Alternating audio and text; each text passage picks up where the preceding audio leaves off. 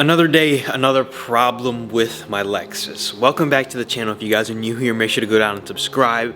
In today's video, I've got another issue to talk about with this car. However, this issue I am 99% sure is self-inflicted and user error on my part. This was my fault, or the person's fault who put this car back together, because I believe it's having a problem because of something that was done wrong to it. If you guys have not watched any Lexus videos recently or haven't been keeping up with the videos, my Lexus IS250 got about $6,000 worth of servicing done to it a couple of months back, and unfortunately, it's leaking all over my driveway. Cars leaking on the driveway are a very common occurrence on this channel if you haven't been paying attention. Anyways, let's get this car in front of the garage, get it jacked up, and take a look at what is actually going wrong with the car. I have a suspicion that this is about to be the oil pan gasket that is just hemorrhaging oil from, but let's find out if I'm right.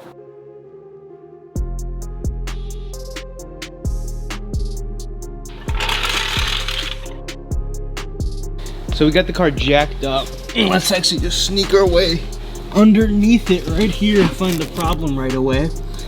The oil pan, just like I thought, has a little bit of a leak in it right about there. It's probably not the only place it's leaking from, because it is leaving a decent amount of fluid. You can see it right there. It's leaking, but it's actually from the oil pan. I'm assuming with the wind, it brought it over. So just like my suspicions thought, that oil pan wasn't sealed properly when we sealed it up. It's really wet down there, so that needs to be done. Not too big of a deal. Sneak back out. It's really cold outside, so I apologize for the jacket and the hoodie. The oil pan needs to be resealed. It's not a big deal, but I don't have time to work on it, so we're just gonna top it off with oil for now and make sure she's properly oiled up. If it was the Miata, that car is a pain to get the oil pan off of because you have to get everything else out, but luckily this car is just the bolts that are directly to it and we can get it resealed. Had a feeling it was gonna be that, and luckily it was. It could have been a lot worse. Get the car back on the ground and take the jack out, and let's check the oil in it. All right, so let's come over and check the oil one time. I can see that the oil looks really low. I'm definitely gonna have to use more oil, or add more oil I should say. Hard to tell on camera, but there's a little bit of oil at the end there, but most of the stick is pretty dry. So I'm gonna add some oil. Because we're a little bit low, luckily I have some oil left over from the oil change, and we're gonna just add some oil and double check it and make sure the car is good to go, and just check it every single day until I get time to fix it. I think that should be good. And we'll check the oil once. All right, so after inspecting the oil just to make sure she's all good to go, seems like that did the trick, and we're at the proper oil level that we need to be, so we just gotta maintain it here. See if I can do this one-handed. There we go. Nope, not, oh. All right, take two. Beautiful. And well, there we go. The car is sort of good to go. We figured out what's wrong with this. Stay tuned for a video that I may or may not do. It depends if I do the repair or not. Obviously, if I do the repair, there's gonna be a video on me fixing the oil pan. If there's not, I mean, it's pretty self-explanatory. There's like 10 bolts or so that go on the bottom of it. It opens, reseal it, make sure to check everything. Unfortunately, it's gonna get another oil change.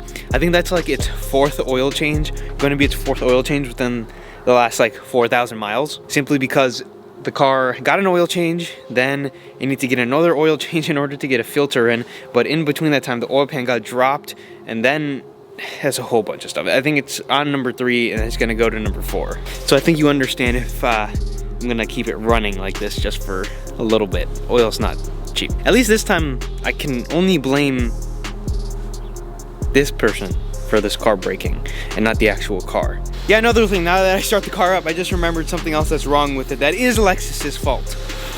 You guys hear that right there? Might be hard to tell on camera, but we've got another exhaust leak right up in there. If you guys remember back to earlier this year, the other side had an exhaust leak, and now this side has an exhaust leak. The material that Lexus uses to kind of cover right behind the cat, that material holds moisture, and when it holds moisture, it rusts through the pipes. And the guy said your other side is most likely going to need to be done sooner than later, and well, it seems like the other side has officially gone. Just sometimes I don't understand manufacturers when they do stuff like that, but oh well. If you guys enjoyed, want to see more Lexus content, you guys want to see me fixing the car, let me know in the comment section down below. It's a little too cold to do it outside. Maybe we'll pop a heater in the garage and do it if you guys are interested in that. If not, I might not even make a video on it if I do it. If you did enjoy this video, leave me a like, subscribe to the channel. As always, I will see you guys in the next video.